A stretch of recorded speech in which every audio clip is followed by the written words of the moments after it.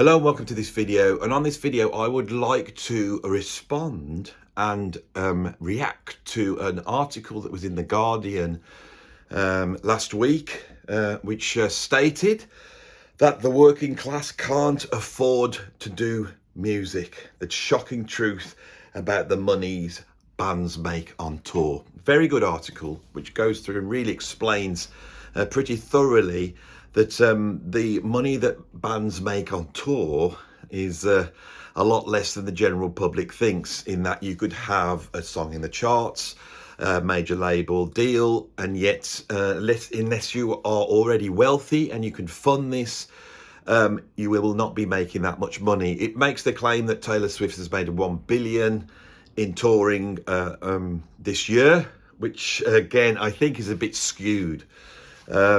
If we look at the total amount of money that the music industry is making at the moment, which I think is around about £21 billion, if we were to go back to 1999 and just look what the US was making in terms of their music industry, it would be nearly double that. So the music industry is contracting and it's making less and less money, and this is the big problem. And the situation has always been that the music industry is like a big pyramid of cash, and only those right at the top of the pyramid make any sort of money, and a few people make a lot of money, and then there's a lot of musicians below doing it for free. Okay, this has always been the case, but it's just got worse. It's got worse because there's less money around. Now, there are certain things I want to comment on. I don't want on this video to explain in too much detail about why bands don't make any money on tour, but I will start off with a little bit on that. There is a differentiation in music now, and it's been there for a long time. If you are making music on computers, you don't need to tour. The way that nightclubs and those types of music venues work is that we have DJs out, and DJs cost a lot less money to get out on tour because it's just somebody with a turntable and they plug into a big PA. You're not having to take around, amps and instruments and crew and sleep all those people in hotels and move them all in tour buses. It's just somebody moving very simply. And so with electronic music, there is a different system for distributing that in terms of performance. In terms of recording, again, if you are making electronic music, you can make it on a laptop in Starbucks. If you are making real music with real, by real I don't mean that the electronic music isn't real. I mean music that has real instruments and not synthesized instruments, then you need to be able to record those properly. Now, as I have stated with my interview with Leah Larson last week, most performed music, because this is the big important thing, what is under threat is not music, it's performed music. That's music made by bands, the music we talk about on this channel. That is what is under threat here. A lot of the time, if you are listening to an album of a band, a lot of the time what you're listening to is not actually real instruments. It could be real playing, but synthetic instruments, but it's probably the computers have also affected the performance. This is another threat to performed music, and it doesn't take much to see how many rock bands are out there now, either playing to backing tracks, to click tracks, or in fact miming to a performance that has been recorded before. No band in the 70s would have done this. The Sex Pistols wouldn't have done this. Bob Marley and the Wailers wouldn't have done this, and Led Zeppelin wouldn't have done this. They would have got on stage and played live. So if you are in a live band, you have to now front the cost. Now let's just talk about going on tour. Say if you want to do a gig and it's not in your hometown. So you ring up a venue. If you are a covers band, a commercial covers band, playing covers to improve the night in a venue somewhere, the going rate for the whole band at the moment, and I can tell you straight because I've been I've played in cover bands all my life, but if you go to a good agent and you've got professional musicians, they will be offering you around about 350 quid for the band. So if there's 4 of you in that band, that's less than 100 quid each, right? So let's make it easy. Say they've made 70 quid. They're going to make 70 quid for that night. Now, that night is going to take them 12 hours to do. They going to have to drive down. If you're playing in a band like that, you cannot hire a tour bus. You cannot, unless you've owned a van and put all the money into having a big splitter van that you could put the gear and everybody in. That could easily be 2 cars. So that is another £100 split between 4 people. That's £25. So our £75 profit now comes down to £50. Okay. Now, say you need to buy a drum head to do that gig. Your profit's gone. Absolutely gone. And what I'm using here is the commercial end. If you're an originals band, you are likely going to get around about £50 to £100 to do that gig. So the only way that band can make money is by putting their hand in their pocket and giving themselves the money, right? That's where they get their money from. And they need to do that over and over and over again. Now, say if they push all that money in and they eventually do get a fan base, the next stage is probably going to be around about the 350, 400 mark for them to get out and play live, which is, again, now you could see it's not cost effective. Live bands require a lot of money input to get out there. So this is obvious, really. The Guardian article goes into detail about this. They looked at signed bands on major labels that have actually had hit records, and the profit they were making in totality each was 500 quid a month. This is just absolutely well known in music. Everyone knows this, and it's got worse, all right? So what I want to draw the attention to on this video is how this affects working class people. This is why this article interested me, and I didn't feel like it answered it enough, because the header was the working class can't afford it, in quotes. It was a quote from what somebody said. This is exactly true. The working class cannot afford to do performed music, right? So let's start from the ground up and explore this. I've been a drum teacher for many, many years. I charge around about £30 an hour. In the UK, that's relatively cheap because I'm not near London. If I was in London, I could probably charge double that to teach drums. That is a lot of money for a working class person, with a family, on 2 lowish incomes and say 3 or 4 kids, every week to fork out what is in reality over £100 a month to receive lessons is a lot of money. So the poorer people can't afford to do that. In the schools, the cost is even more. And the way the schools bring the price down is that you do not get an hour lesson. You probably get 15 minutes and you'll have it with somebody else. This is not as efficient a way of teaching music. Now, the funding for music here in the UK is being stripped away all the time. The constraints placed by Ofsted and other quality assurance bodies here in the UK means that a lot of head teachers are stopping kids from learning an instrument around about 13 when they start to do their GCSEs. This is something that nobody will admit to, and people will say this doesn't happen. But in my practical experience, it does happen. There's a lot of kids doing music at younger ages. Once they get to a higher age, the only thing they've really got is maybe participating in a musical at school. The progression for music at the moment in education is slowly being cut away. The level 3 qualifications, which are the vocational qualifications, the ones I have taught on for years, that has been undermined by funding, by cutting in hours, and also because of that, you are seeing the lecturers who know about music are leaving it, and they're bringing in people with lesser knowledge. So the education system's failing.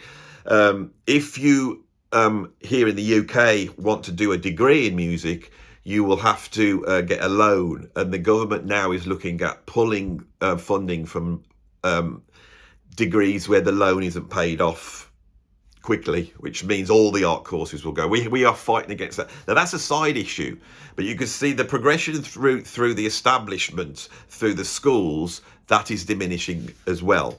Of course, if you're well off, you will be able to do this. If you've got well-off kids, you will be able to afford the music lessons. You will be able to afford the thousands of pounds to buy the instruments. You will be able to afford to be able to put your kids in the car and drive them to certain venues, to pay for them to have recordings. And I see this on a daily basis where, more privileged parents are able to front their kids' bands all the way through, by throwing lots of money at them. And I've got no problem with that. They've got the money, it's great. But there is no provision for working class kids to play instruments, to play live music. Now, is this an issue? Well, in terms of the music we love, it is. Because what we are slowly getting is, in terms of played music, performed music, we are getting the viewpoint of the elite, of the privileged. And it doesn't take much to look at any bands or solo artists or pop artists to dig around and find that there is usually money behind these people. So let's move away from bands. Let's take like some British pop stars, maybe Sam Smith or what's his name from One Direction, Harry Styles. Now, I'm not saying these people are rich. I'm not saying they're multimillionaires. But the families they come from are reasonably well off. When I say well off, I would say definitely have around about £1 million, behind them. They've acquired in the millions, basically. Both Harry Styles and Sam Smith's family are in the financial sector. So there's money there. Now, I'm not saying there's huge amounts of money, but it's way more money than I've got and probably way more money than most of you have got. And this means that when these kids finish school, if they want to explore their music making, they probably live in a house where they can carry on living there. They can pull on funds to be able to, uproot and go. If there's a call from a producer in Los Angeles, they can go to Los Angeles. They can pay the producers. They can live there. They will have contacts in Los Angeles, probably, where they can stop. All these things I've seen over and over again. 30 years of teaching music, I looked at classes where you would have in that class someone who played guitar, really good guitar player, but they're from a single parent family, they're living in a flat, their mom is ill and they are caring for that mom. They are basically trying to learn the guitar, then this kid who's like 16 is going home and look after his mom who is dying of an illness. And so they have a completely different ability to access music making to the other person that was sat in the class, who is from a very wealthy family where they live in a house that's probably got 10 or 11 bedrooms, where their parents have built a recording studio for them in the house. And when they finish, they don't necessarily need to go and get a job because they can carry on living comfortably in their parents' house and spend the time on their career. They could spend 2 years swanning about trying to get their career off the ground. And also, it has to be said, these people often have contacts. If you have come from a privileged background, the jobs there mean that you may know people in marketing, video manufacture. And I'm not saying something I'm guessing at. I'm saying something that I've seen over and over again. Performed music is becoming the music of privilege. Over in the States, if you want to do a music degree, you are going to have to pay for it. And this is what I've railed against on this channel so often when it relates to jazz, is that if you want to become a jazz musician now, you're going to have to go to jazz college to learn how to play jazz. That's where you're going to be taught how to do it, because the jazz thing has changed. And that sort of virtuosity and knowledge is what is accepted. Anybody who comes into the jazz field that's doing anything slightly different in any sort of way will get pushback from the jazz establishment. There's an idea that the only way you can play jazz is by living the jazz life. Adam Neely has expressed this on his video about Lofi, the TikTok singer that's influenced by jazz. He stated that to play jazz, you've really got to be in New York as part of that New York jazz scene. Well, the kids that are in there have been funded there by their wealthy, privileged backgrounds. It costs so much just to do those degrees in the States, and then you have to go and live in New York, and you have to survive in New York. And this idea that and this is one of the reasons why I have pushed back recently, and I don't want to get into all this here, but this is the actual reason. I'm not touting right-wing talking points here. When I have criticised the classification of jazz as black music, the reason is because that classification does not take out the elite, the privileged, right? Black or white. And so when you're looking at jazz now, it is the music of the privileged. The lecturers, the musicians at the top of it, everybody who's in it is privileged in that they got access to making jazz, they've got access to being in the jazz scene, and they've got access to funding themselves through. I would like to see, and I am, so I would describe myself as centre-left, I would like to see redistribution based upon class, based upon wealth, not based upon identity groups. I think this is a bad idea. This is why I push against it. That is fundamentally where I'm at. I've been a teacher in music education for 30 years, and I saw my job as trying to help kids who are creative, and this is the real crime. Working class, poor people are just as creative as the elites. And when a creative person cannot be creative, mental illness comes in. We need to create a society where creative people can express themselves. And playing a musical instrument is such an incredible skill to have if you have anxiety or depression. As soon as you start to play an instrument, you are automatically placed in the now. Depressive people are, plagued by their moral compunction to look at their past negatively, and anxious people are plagued by their moral compunction to look at their future negatively. And the antidote to that is to be in the now, be in the present. Playing an instrument, far more than working on a computer trying to program beats, although that can do it, but being able to pick up an instrument and play, being able to get out on stage is such a brilliant thing to do for people that are affected by this creative gene, by this creative tendency. And believe me, it's like as soon as I walk out onto a stage, and I am anxious, but I'm anxious in a good way. And as soon as I walk out onto that stage, I go into a zone where I am totally in the now, and I feel like I have suddenly come home.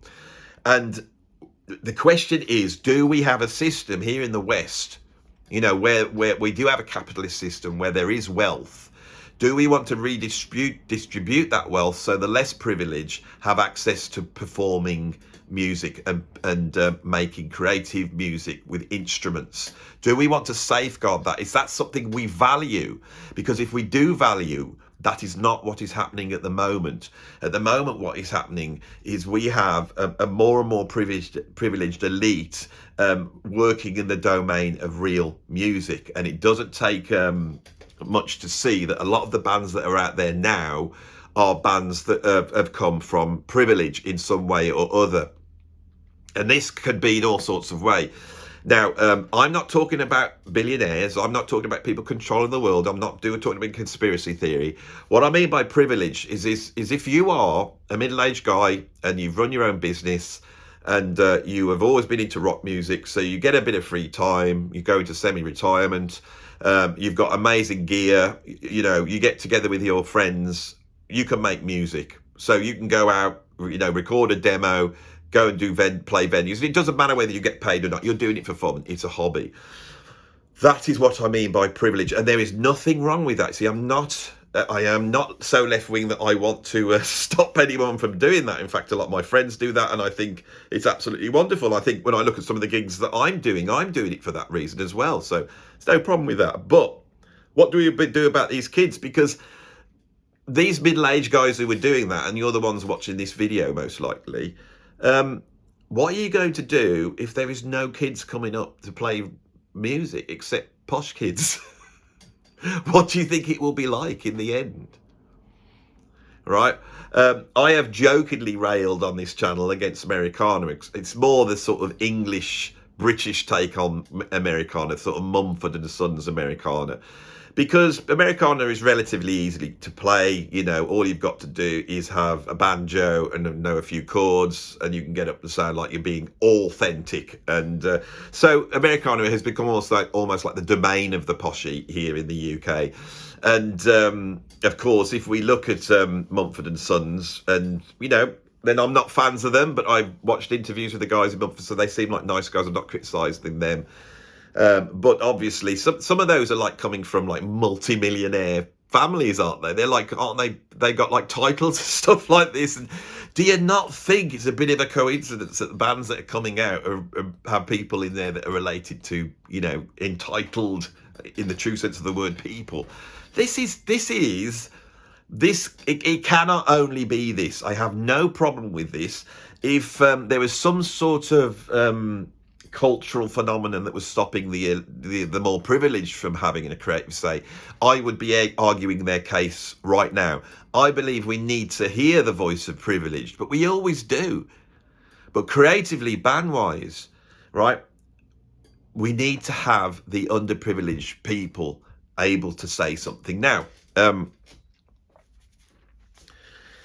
let's look at the creation of rock music, and let's look at the creation of jazz. So let's start with the creation of jazz. Jazz was created in New Orleans around about 1890 to 1900.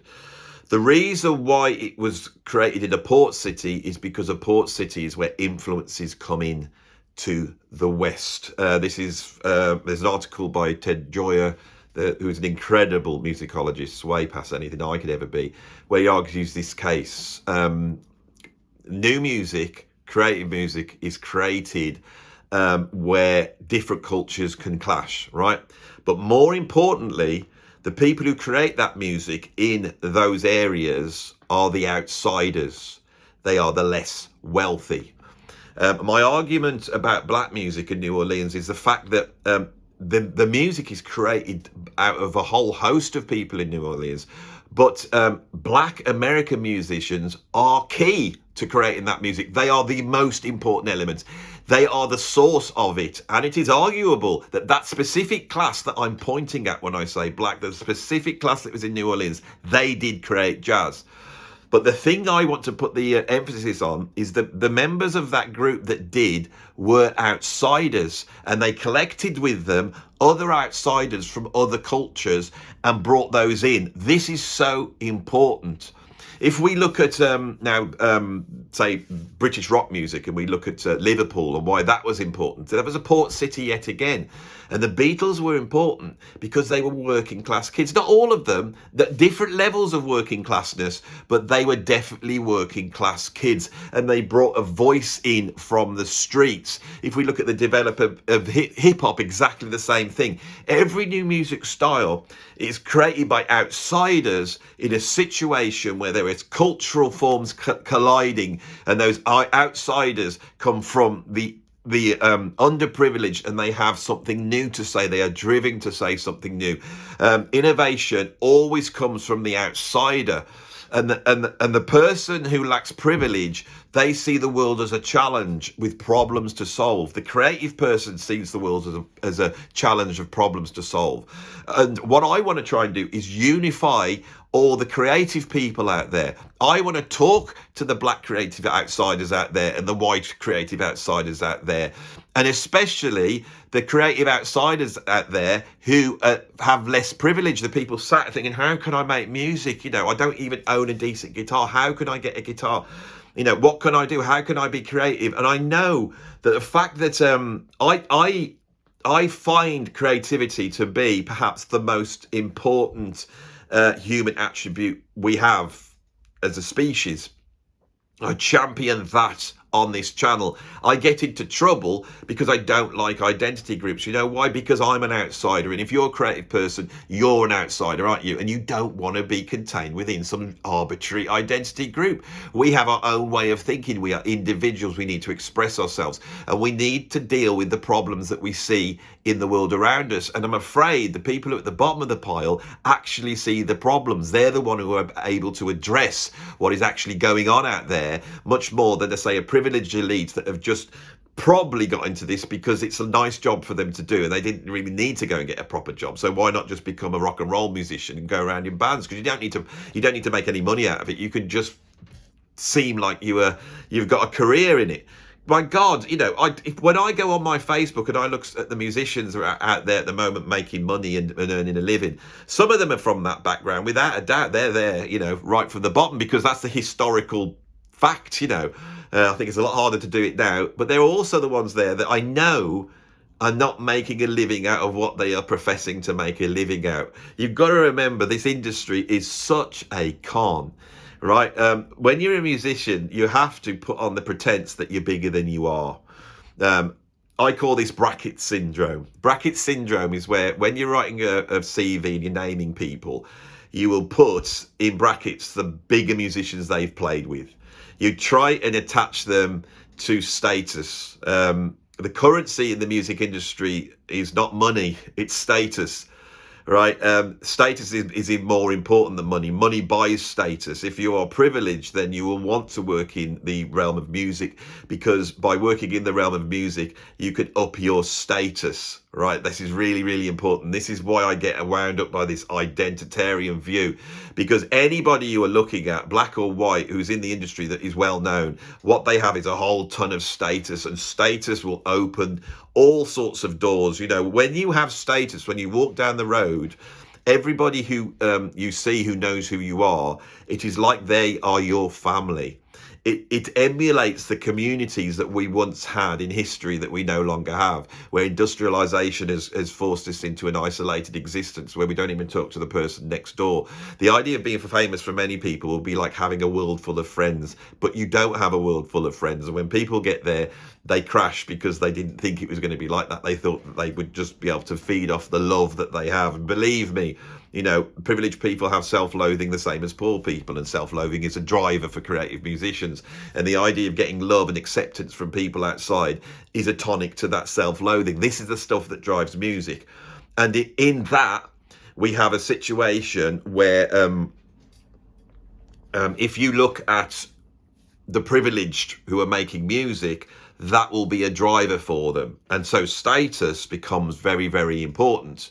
And so you get this thing where people will say toured alongside, which means they played at a festival on a small stage right in front of 50 people, and on the main stage somewhere else was Coldplay, so they can say they've played alongside or supported Coldplay. They will act in a way as though they have already signed, already have a fan base. They will talk to you like that's it, announcing the release of our new single, blah, blah, blah. And everybody does this. This is like how the music industry works. You have to understand that is in there. Once you start to become involved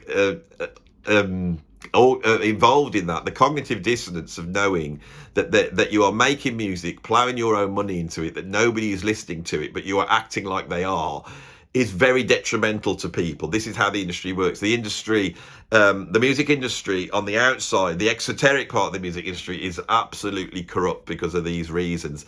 And what happens is that when you do music, you do not know whether you are the source of the income or the receptacle of the income, right? Are you like in the music business, or is the music business working upon you? So if you go and buy a CD, or you download something off the internet, or go and buy a ticket to a gig, you're a customer. That's the word I'm looking for, customer. If you go down to a guitar shop, you're a customer. If you learn to play that guitar using some guitar tuition stuff off the internet, you're a customer. If you then go to a rehearsal room, pay the rehearsal room to jam with your mates, you're a customer. If you then go to a gig and don't play for any money, you are a customer. You have gone in, you are going up to the bar and buying drinks, and you are utilising their space to try and get something for yourself. And so there is this big grey area of whether you are a customer or you are an employer. That you are making it. And the only way to know that is if there's some flow of money towards you. If I could press the button that took out all the bands that aren't making any sort of profit, we would actually have some sort of quality control that the record labels used to have when they were signing people, and that was the only way to access the music business. We don't have that anymore, so the internet is clogged up with loads of mediocre music that is no one's ever going to listen to. This is the problem. These are the real problems that we faced in the industry at the moment. I believe if you are an artist that focusing on making a profit, even if it's tiny, will help you in getting into the industry. If you are privileged and you are paying for this yourself, it does not matter. It absolutely does not matter. And that is what we're seeing here, right?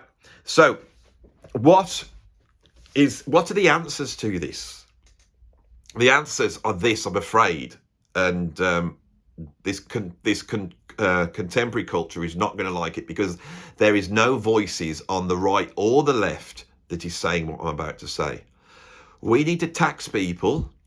We need to take that money and we need to redistribute it amongst the less wealthy. So we need to redistribute based upon tax.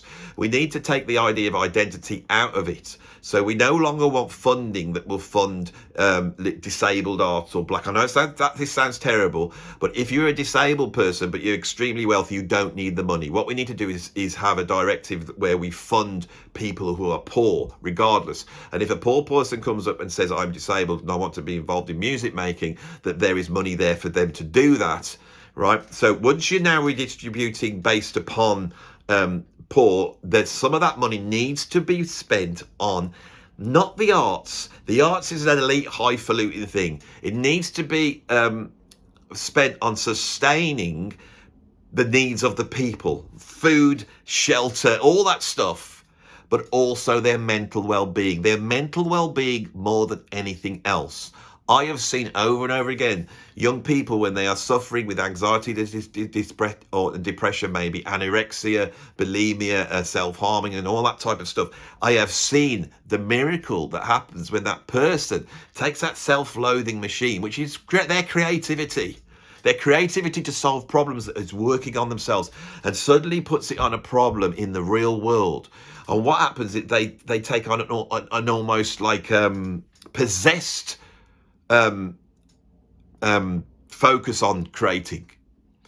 This is where you get this idea of autism or Asperger's, this sort of this sort of, or even ADHD. All these things, I believe, that have emerged within education with young people, is actually it's people identifying different aspects of creativity, because there's all sorts of different types of creative people. They're creative people that just have visions, and they see the world as this big playground, and they just want to express themselves. There's other people that are detail people, and they want to get in there and go through every little note in that composition and make sure it's absolutely perfect. But whatever they are doing, they are using their aesthetic knowledge to do so. I believe that a lot of the mental health issues that we're having at the moment is because people have not learned how to express themselves. Those who are lucky enough to have an upbringing where they are taught either by education or by the circumstances of their privileged background, i.e. they're born in a family of jazz musicians and they're taught jazz and grow up around jazz, and that's a privilege to have that.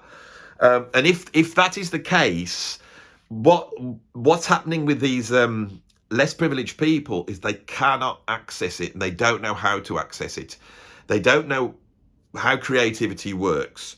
When they do approach creativity, they will approach it from a point of self-loathing. And in approaching it from a point of self-loathing, they will hate what they do. And this is a thing that I see over and over again. Is people at the bottom of the pile in the music business hating what they're doing. They will then go to the computers to try and prettify what they are doing. My job has always been to try and unlock their creativity, for them to stop judging in the creative moment, pass the judgment onto somebody else so they're unencumbered by that judgment, and start making stuff. And of course, the stuff you first make isn't great. Anything in life you have to work at. And I'm not on about you learning the technique of playing or learning theory knowledge. Actually being creative yourself requires practice, years and years of going around the circle of creativity, right? If you go and look at Kolb's learning cycle, that learning cycle, I believe, is actually the circle of creativity. And if you understand how that works, you can see creativity works around in a circle. And you need to go around this circle, which is all about looking at your ideals, questioning how you respond to the universe, putting vague ideas, making those ideas more concrete, and then most importantly, getting your ideas out there so you can see how your ideas work in the world, therefore moving around the creative circle to do that circle again and be able to move forward creatively. And eventually, if you could keep doing that years and years and years of work, what will happen? You will have like evolved creative work, which is important. It's needed. That only might be needed by an audience of 100 people, or the people in your local community, or it might be needed by the whole world. We need that so bad. And as our Western sort of culture, you know, the self-loathing that has become attached to our Western culture now is identical to the same self-loathing that is attached to music making. Those privileged people who are suffering with their self-loathing and there isn't an answer to it. That's almost like a metaphor for Western culture at the moment. We are determined to pull it apart. Right, and if Western culture wants to move forward, it needs to be able to fund creativity. Please remember that if you live in a Western liberal democracy, and you have the comforts of that, and you're not living in some totalitarian regime, if you're living in that sort of place where you can express yourself freely, please remember that all this happened because of the Renaissance. It starts with the Renaissance, and the Renaissance was important because it placed creativity in the hands of the individual, right? Individuals are important. We need to champion them. So I'm not knocking the privilege for doing it. I've got a lot of time for anybody who's a creative music maker. And the other thing is, and this is important, I'm going to say this. When you put creative people in a room together, right? And I've seen this happen. Doesn't matter what their backgrounds are like. Right? They are unified. And they're unified by a thing that I can only describe as love. In doing this channel, I get approached by creative people. And so there will be someone from a completely different ethnic background to me, different sexuality, all sorts of different things. And I don't know this person. And we organise a Zoom talk because I'm going to interview them. And as soon as we start to talk, we find that we are linked with a sort of brotherhood or sisterhood. We're in a family of creative people, and we understand. You know, when I was a kid and I was at school, I was so quiet and shy because I was in this school full of normal people, and I didn't get how they worked, and they all seemed to be in their tribes, and they wanted to argue their tribes, and it was all about going over the park and fighting each other. There's the mods and the rockers, you know, and that's what I see with identitarianism now. Right, then I went to art college, and the moment I walked into art college and I was in that room surrounded by creative people, I felt at home. And what I felt was a sort of brotherhood there amongst, or sisterhood, or whatever the non-gender name for that is. What would that be? Family. There's a family of creative people, but we just understood each other. We understood each other. It's a beautiful thing. Art's a beautiful thing.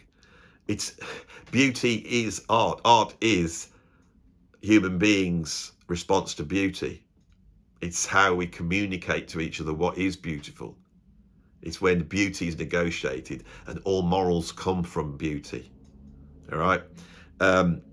It's very interesting that as soon as I try and explore the nuance to get to the creative source of jazz, that suddenly I'm getting pushback from tribes. You know, I'm getting tribal pushback. You can't not name our tribe like this. You cannot call this about. We collectively did this. We did this. We did that. We are about this. We made jazz, not you. You can play jazz. You can be allowed in to play jazz, but you didn't make it. We did. We. It's all about the collective. I'm not interested in we's. I'm interested in I's and you's. That's what I'm interested in. You know, when I'm looking at Picasso, if I'm reading Shakespeare, if I'm listening to Louis Armstrong, you know, or Bob Dylan, what I'm hearing is their viewpoint. I don't feel like they're the voice of anybody or anything, especially Louis Armstrong. Louis Armstrong's, Louis Armstrong's vision for music is 100 years past the guys that are in his band that are also incredibly the cream of creative musicians at that time. You could hear it. He's leading the way with his own individuality. He is the summation. Louis Armstrong was the summation of the two strands that existed in New Orleans at that time, which was the Creole strand, which is the more technical, harmonically advanced, and being able to sight read. That was what the Creole musicians had. And then the black musicians, they had vocalization. They had a more improvised approach. Louis Armstrong could see this. He's a summation of those two. He has everything that was in New Orleans that is the more expressive side. The stuff that people point to and say they come from Africa, which I find a racist idea. I think the expression is in all music. But anyway, it's about perfectionism and hedonism. All music is those two. You unify those things, and that's what Louis Armstrong had. Louis Armstrong was from the bottom in New Orleans. He was not the product of privilege.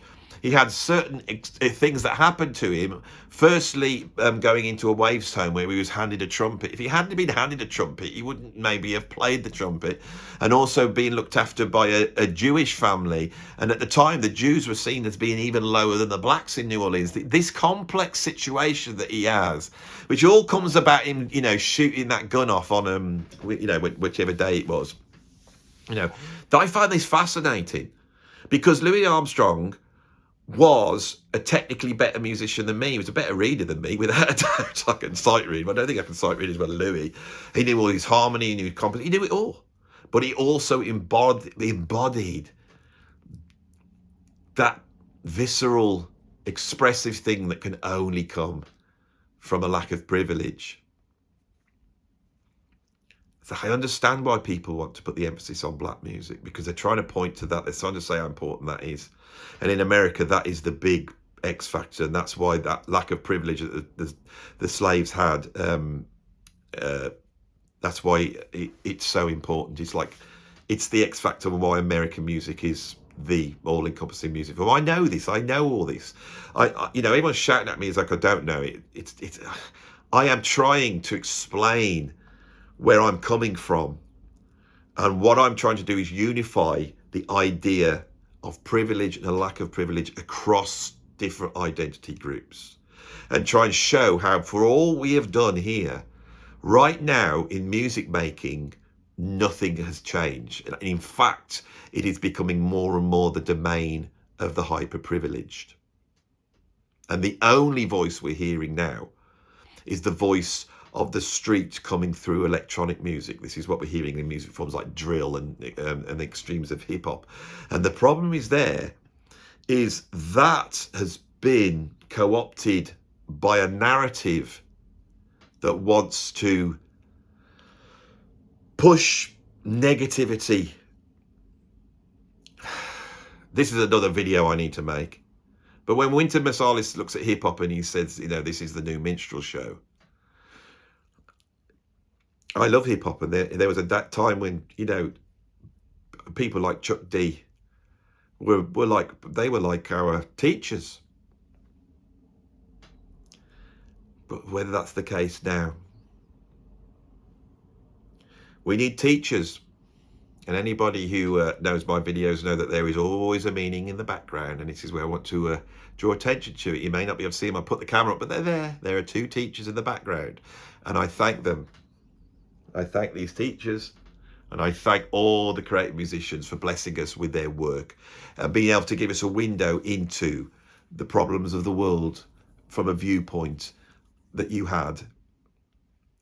It's an incredible thing. Anyway, I think we've got to the end of the video now.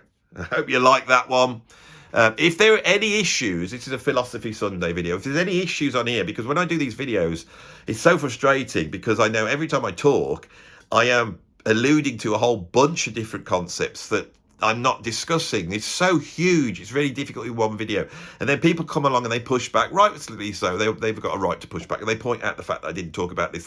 And I want to. So if there's a certain thing, just say talk about this. And if I've got something to say, people will say talk about this. I think I'm not qualified. I don't know anything about that. But in this realm of 30 years of working with underprivileged kids, and working for an organisation that looked after underprivileged black kids here in the UK, and working with about 1,000, British black kids trying to get into hip hop and dance music. I think I've got at least some experience of this. So if you want to, that's it. Anyway, I think I've got to the end of the video now. So if you like this video, please like it. If you want to subscribe, you can see more stuff like this. And this is what I do here. This has been a serious one, no joking. But sometimes you will get funny video, you will get silly videos, you will get videos where I'm not telling the truth, I'm being facetious. And you will get videos like this where I'm very, very serious. And you will get videos that talk about all the music no one else wants to talk about. Weird prog, jazz fusion, all that type of stuff. And if you want that, then press subscribe, because that's what I come and do here. And if people are starting to say to me, oh, can you do a video on so-and-so? And I've done it. There's 650 videos here. Come on, start having to wander through it. There's mountains of stuff. Go back a few years and see me contradicting myself. Go on. If you want to support me in doing this, then you can become a patron. The new thing with my patrons is that there is now a Patreon WhatsApp group, and it is alive and well. And there are so many people that I think are able to discuss at least creativity, share their own music and share music they like. And I think they're loving that. But if you don't want to do that, you can support me by putting money in my PayPal tip jar down below. And at the moment, that is what I'm living off. So please keep doing it, because if you don't, I don't know what I'll do. I will be one of those underprivileged people with no voice, no access to a camera, no access to the internet. You see, this is what it's all about. Anyway, oh God, I've said a lot in this video, and I spoke very quickly, haven't I? I think I had something to say. That had to come out, didn't it? Anyway, thanks for watching. I'll see you on the next one.